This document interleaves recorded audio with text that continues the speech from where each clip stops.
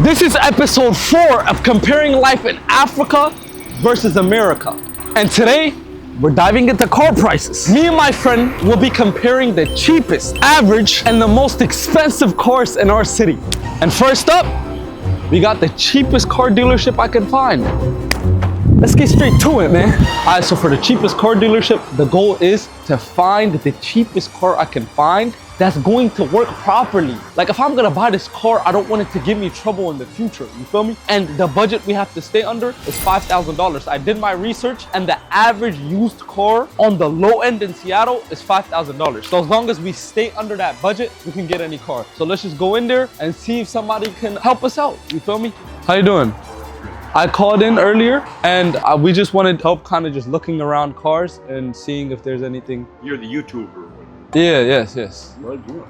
Okay, we could just look, walk around, look. Okay, thank you. So if it says low mileage on the car like that, that means it's around the 115 mark, which again, the lower the mileage, the less problems we're probably gonna have with the car. And like a lot of people in America that buy cars like this, that buy cars on the cheaper side, used cars, high school students, college students, like for their first car, or just low income earners. And I feel like if you're around this price point of under $5,000 in America, you can't be looking at luxury. Like you just have to be looking for efficiency. I have a bit of an experience myself because like our family has bought plenty of used cars. Look, again, this is a BMW, a 2001 BMW. This is like an aesthetic car. Like I feel like a high schooler would want this car because it looks good. But BMWs are known to have a lot of trouble, you know? And like whenever you're buying used cars like this, like it's really like a lotto. It's really important to have people that like car mechanics. If you have friends that are into cars and stuff like that, it's really important to bring them along this journey.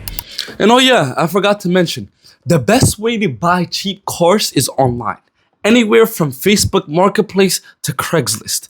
And all the cars you see on this lot right here is listed on Craigslist. So you're just gonna find much better deals online. I just thought I'll come to the physical place just to show you guys the different options and the different cars that are available.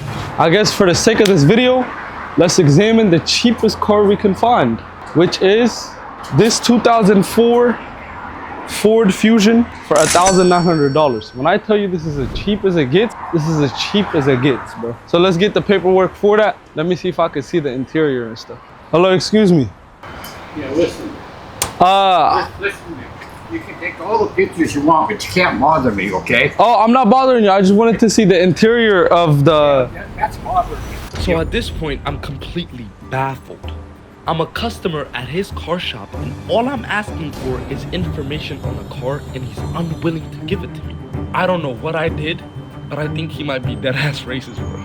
Like, you already, like, we can't be paying this much for a car and expecting great service or like great customer service, you feel me? So it's just, it is what it is. But what I found out was a lot of these very cheap cars that are $1,900 to $3,500, like that price range, these are manual cars. And in Ethiopia, like it's a lot more common to have a manual car, but in America it's very rare. Like that's why he was writing like automatic on some of the cars that were in there. But yeah, let's just move on to the average one because this one was just a bad experience. USA ያለው ጓደኛዬ አሜሪካ ውስጥ የሚገኙትን ሎ ወይም ደግሞ ቺፐስት ካር የሚባሉትን አሳይቷቸዋል። እኔ ደግሞ እዚህ ኢትዮጵያ ውስጥ ያሉትን ሎ ወይም ደግሞ ቺፐስት ወይም በጀት ካርስ የሚባሉትን አሳያቸዋል። ሞስት ኮመንሊ የምታያቸው በጀት መኪኖች የሚሆኑት ወይም ደግሞ ቺፐስት ካር የሚሆኑት እነዚህ መኪኖች ናቸው።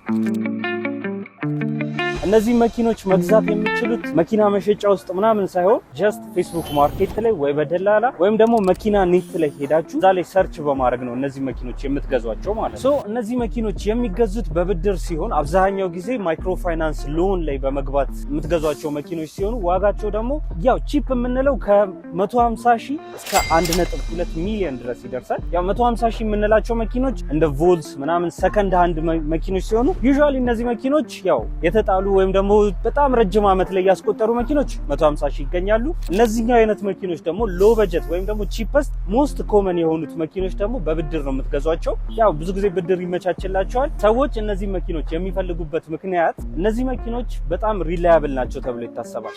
ኢትዮጵያ ውስጥ አብዛኛው መኪና የምታዩቸው ቶዮታ ነው የሚሆኑት።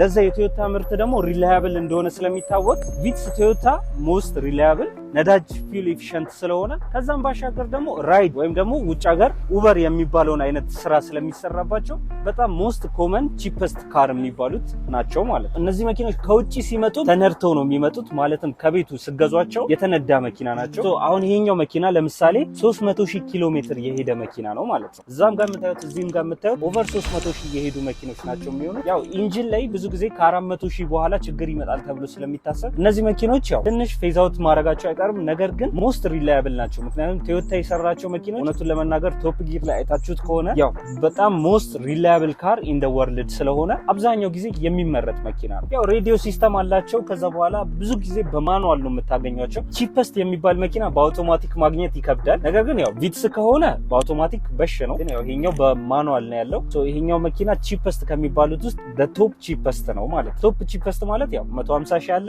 እስከ 1.2 ሚሊዮን የሚባለው ቺፐስት ወይም ደግሞ ሎው በጀት ካር የሚባሉት ውስጥ ይመደባሉ ማለት። ለምሳሌ ቺፐስት የሚባሉት መኪኖች ብዙ ጊዜ ቦዲያቸው ትንሽ የተጎዳ ነው የሚሆነው፣ ሰው ቀለም ይደርባሉ። ሌላኛው ነገር ደግሞ ቺፐስት የሚባሉት መኪኖች ቶዮታ ብቻ ሳይሆኑ ሜርሴዲሶችም ናቸው። እዚህ ጋር እንደምታዩት ይሄኛው ሜርሴዲስ አንደኛው ቺፐስት ከሚባሉት መኪኖች ውስጥ ነው የሚካተተው ማለት። ሰው ቀጣይ ወደ ዩኤስኤ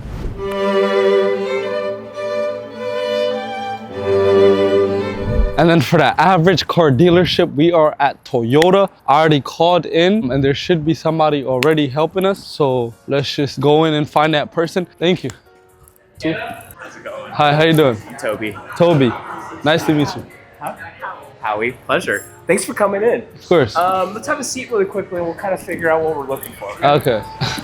Already a huge difference. Thank you guys for coming in. Of course. So you guys are looking for a vehicle?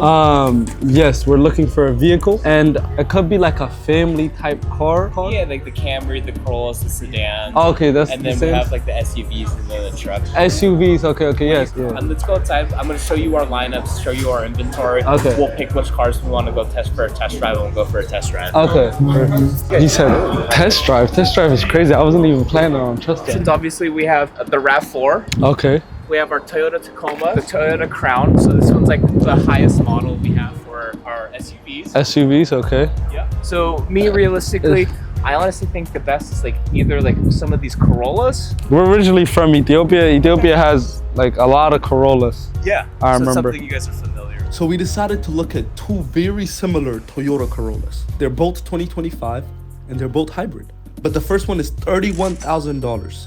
It has a sunroof, wireless Apple Pay, and a push to start. And it feels a lot more spacious than the second car, definitely, especially the back. It has a lot more space. The second Corolla, on the other hand, is $26,000, meaning $5,000 less than the first one. It's a little bit more basic because it uses a key to turn on, like it doesn't have a push to start. It doesn't have a sunroof, and it feels a lot more compact. Like it feels a lot smaller. And this one has Apple CarPlay too. So they don't have the biggest differences, but the first one is a little bit more luxurious, I'd say. Why you want to leave? We definitely like what we looked at. We're just gonna look at a few other options and then come back. That means you didn't like that car. Nah. Why you have to go, right? True, yeah, but this is like I want to like talk to my family and stuff too. But he did a great job of looking. Thank you. Take your time. Yeah, That's help all, us. okay? Yeah, Okay. definitely. We're gonna come I'll back. reach out to you if you have any questions. Yeah, definitely. Thank you. So it was such Yeah. a pleasure to meet you guys. Yeah, have a good one. Thank you. You seem to try to make me buy the car. Said every car is the same. Why you gotta look around? Just buy today.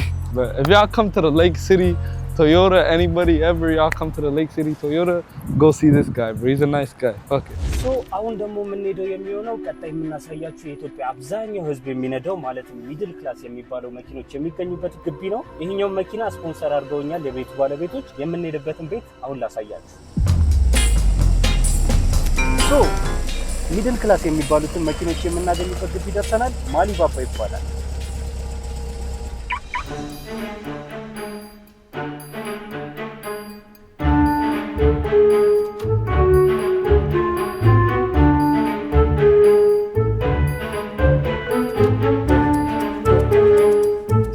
ኢትዮጵያ ውስጥ የሚገኘው አብዛኛው የሚድል ክላስ የሚባለው ሰው የሚነዳው ዴሊ ድራይቭ የሚያደርጋቸው መኪኖች የሚሆኑት ቶዮታ ኮሮላ ኤስኪቲቭ ናቸው። እነዚህ በ2001 ሞዴል እስከ 2005 ሞዴል ድረስ አላቸው። ከዛ አለፍ ሲል ደግሞ እስከ 2009 ይሄዳሉ እነዛ። ነገር ግን እነዛኞቹ ሰከንድ ሃንድ ናቸው፣ ተነድተው የመጡ ናቸው። ውጭ ሀገር፣ ሌላም ሀገር ላይ እዚህም ሀገር ላይ የተነዱ ናቸው። አብዛኛው ግን አሁን ከተማችን ላይ ትሬንድ እየሆነ ያለው እንደነዚህ አይነት ሱዙኪ መኪኖች ናቸው እና ደግሞ BYD የሚባለው የኤሌክትሪክ መኪና ነው። ለመጀመሪያ ግን እነዚህኞቹን ላሳያችሁ። እነዚህ አሁን ከተማችን ላይ በጣም ሞስት ኮመን የሚባሉ መኪኖች ናቸው። ይሄኛው ሱዙኪ ስዊፍት ይባላል። የህንድ ምርቶች ናቸው። የጃፓን ምርትም አላቸው። የተለያየ ቦታ ላይ ነው የሚመረቱት። አብዛኛው ጊዜ ግን ሱዙኪ የህንድ ምርት ነው።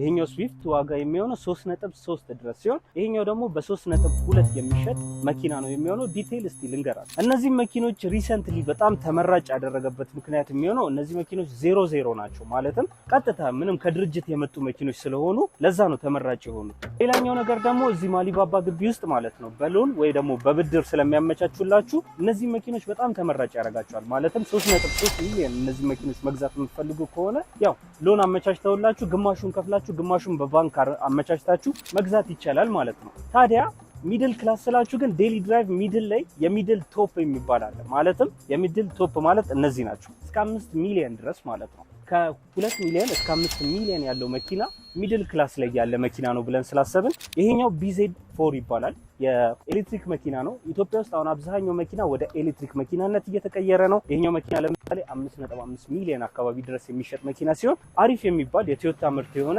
የኤሌክትሪክ መኪና ነው ማለት ነው። ሚድል ክላስ የሚባሉት መኪኖች ማለት ነው በሊትር እስከ 16 ኪሎ ሜትር የሚሄዱ ሲሆን ይሄኛው ደግሞ በፉል ቻርጅ እስከ 400 ኪሎ ሜትር ድረስ የመሄድ አቅም አለው ተብሎ ይታሰባል። እነዚህ መኪኖች ማሊባባ ግቢ ውስጥ ስለሚገኙ መታችሁ መግዛት ትችላላችሁ። በቀጣይ ደግሞ ወደ አሜሪካ እንሄዳለን፣ ወደ ላክዠሪ መኪኖች።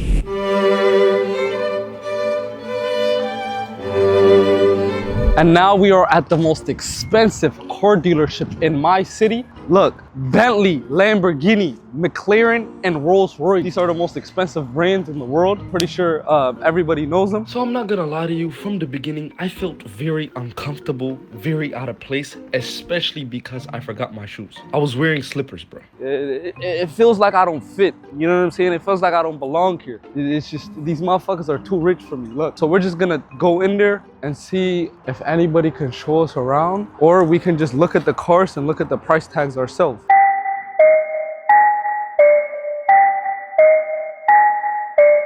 This is crazy, bro. Hi, how you doing? Hello.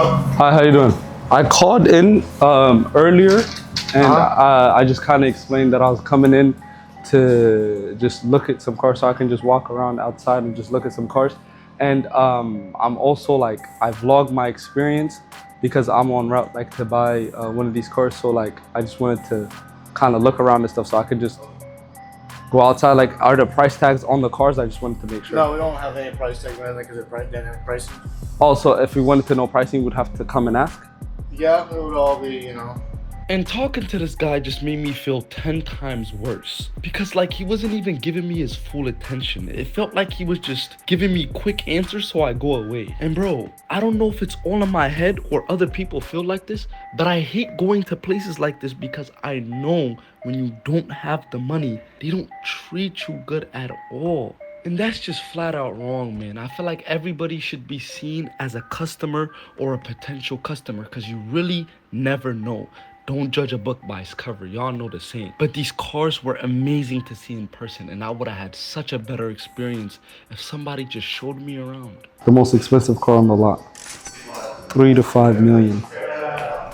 ታዲያ ላክዠሪ መኪኖችን ደግሞ የት እንደምታገኙ ዛሬ ላሳያችሁ ነው። እሱን ደግሞ የምታገኙት ኪንግ አውቶ ነው የሚሆነው። ኪንግ አውቶ ውስጥ የተለያዩ ላክዠሪ መኪኖች አሉ። አንድ ባንድ እናያቸዋለን። ኢትዮጵያ ውስጥ አብዛኛው መኪና ወደ ኤሌክትሪክ መኪናነት እየዞረ ነው። ነገር ግን ከ10 ሚሊዮን በላይ ማለትም የኢትዮጵያ ውስጥ 1% ስትሆኑ በጣም ሀብታም ስትሆኑ የምትገዟቸው መኪኖች ነው ማሳያችሁ። መጀመሪያ እነዚህኞቹ ኤሌክትሪክ መኪኖች አሉ። እነዚህ ከ5 ሚሊዮን ወይ ደግሞ ከ7 ሚሊዮን በላይ የሚሆኑ መኪኖች ናቸው። ቀጣይ ግን የማሳያችሁ መኪኖች ከ11 ሚሊዮን እስከ 20 ሚሊዮን የሚሆኑት መኪኖች ነው። የመጀመሪያው RAV4 ነው። ይሄኛው RAV4 ነው። 10 ሚሊዮን ብር የሚሸጥ መኪና ነው። እንደምታዩት በጣም ዘመናዊ የሚባል መኪና ነው የሚሆነው። ከዘመናዊ ከሚባሉት ውስጥ አንደኛው ነው። ይሄ የመጀመሪያው 10 ሚሊዮን የቶፕ ላክዠሪ ዝቅተኛ የሚባለው 10 ሚሊዮኑ ነው። ከዛ ግን ወደ 20 ሚሊዮኑ እንሄዳለን። ትንሽ መኪናውን ይዩት። ይሄኛው RAV4 እንደምታዩት ሃይብሪድ መኪና ነው። ሃይብሪድ ማለት የኤሌክትሪክ እና የኢንጂን ኮምበስሽን ኢንጂን መኪና ነው የሚሆነው። አውቶማቲክ ናቸው። በሊትር ኦልሞስት 19 ኪሎ ሜትር የሚሄዱ መኪኖች ነው የሚሆኑት። በጣም ላግዠሪ የሚባል ሞዶች አላቸው ውስጣቸው። ኮምፈርት ሞድ አላቸው። ሲታቸው አውቶማቲክሊ አጀስተብል ነው። የተለያየ ነገር የምታገኙበት መኪና ነው የሚሆነው።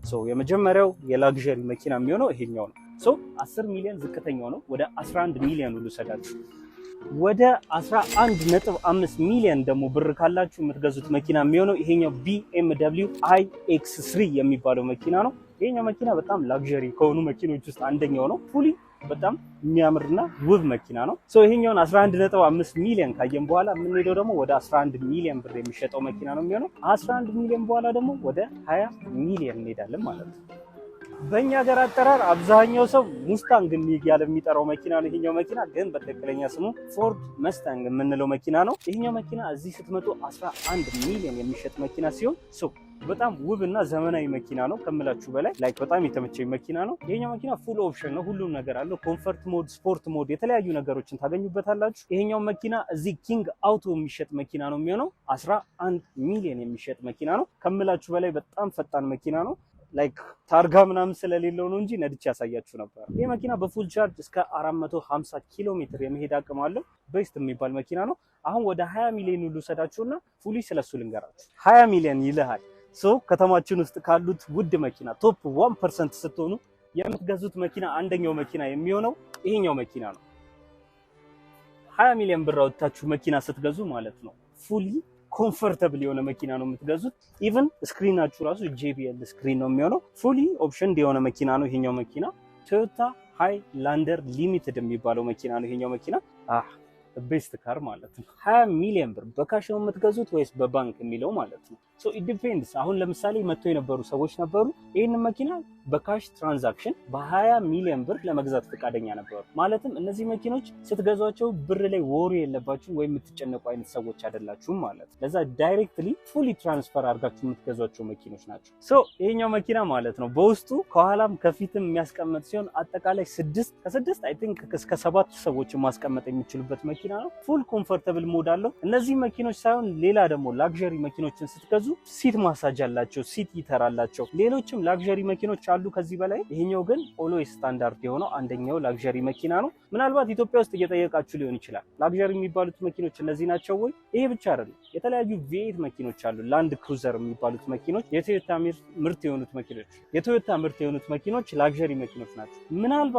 ምናልባት ግን አንድ ነገር እያላችሁ ሊሆን ይችላል። ኢትዮጵያ ውስጥ ሮልስ ሮይስ አለ፣ ፖርሽ አለ፣ የተለያዩ ላግዠሪ የሚባሉት የ60 የ70 ሚሊዮን ብር መኪኖች አሉ ዴሊ ድራይቭ እየተነዱ ያሉ ከተማ ላይ ማለት ነው። ነገር ግን እነዛ መኪኖች አክሰሰብል አይደሉም። ማለትም ላይክ ልግዛቸው ብትሉ እንደዚህ መሸጫ ቤት ላይ መታችሁ የምታገኟቸው መኪኖች አይደሉም። ላግዠሪ አክሰሰብል ካርስ ነው ያሳየዋችሁ። ግን ቶፕ 1% ደሞስት ሀብታም ስትሆኑ የምትገዙት መኪና የሚሆነው ያው ሮልስ ሮይስ ነው። 60 ሚሊዮን ብር አወጣችሁ ሮልስ ሮይስ መኪና ትገዛላችሁ። ያንን መኪና ግን ዳይሬክትሊ እናንተ ናችሁ ከውጭ ሀገር የምታስመጡት ማለት ነው። ከዛ የተለየ አንድኛ ሀገር ላይ ሌላኛው ላግዠሪ ተብሎ የሚታሰበው ካር የሚሆነው የኢትዮጵያ የቴስላ ሳይበር ትራክ መኪና ነው። ኢትዮጵያ ውስጥ 2 ሳይበር ትራክ አለ፣ 2 ሮልስ ሮይሶች አሉ። ሌላኛው ደግሞ ያው ፖርሻ አለ፣ ፖርሻ ካያን አለ፣ አሁን በቅርብ ጊዜ የገባ ኮርቬት አለ። የተለያዩ ላግዠሪ ካሮች አሉ። ግን ሞስት አክሰሰብል ላግዠሪ ካር ካለን እንደነዚህ አይነት SUV መኪኖች ናቸው። ኢትዮጵያ ውስጥ አብዛኛው ላግዠሪ ካር የሚሆነው ይሄኛው SUV መኪና ነው ማለት ነው። ላግዠሪ ካርስ እኛ ሀገር ላይ ከ8 ሚሊዮን እኛ እያሰብነው ሜቢ ከ10 ሚሊዮን በላይ የሚሆኑ እስከ 60 ሚሊዮን ያሉት ናቸው ማለት ነው። በዚህ የኢትዮጵያ ማርኬት እናጠናቀቃለን። ይህኛውን ኪንግ አውቶ የሚባለውን ወይም ደግሞ ንጉስ አውቶ የሚባለውን ከፈለጋችሁ የምታገኙት ከጋዜቦ አደባባይ ወደ ቡልጋሪያ የሚወስደው መንገድ ላይ ልክ ትንሽ ወረድ እንዳላችሁ ወደ 200 ሜትር ወረድ እንዳላችሁ ታገኛቸዋላችሁ። በጣም አሪፍ ምርጥ መኪና መሸጫ ቤት ነው። እዚህ እንድትመጡ ጋብዛችኋለሁ። ፒስ።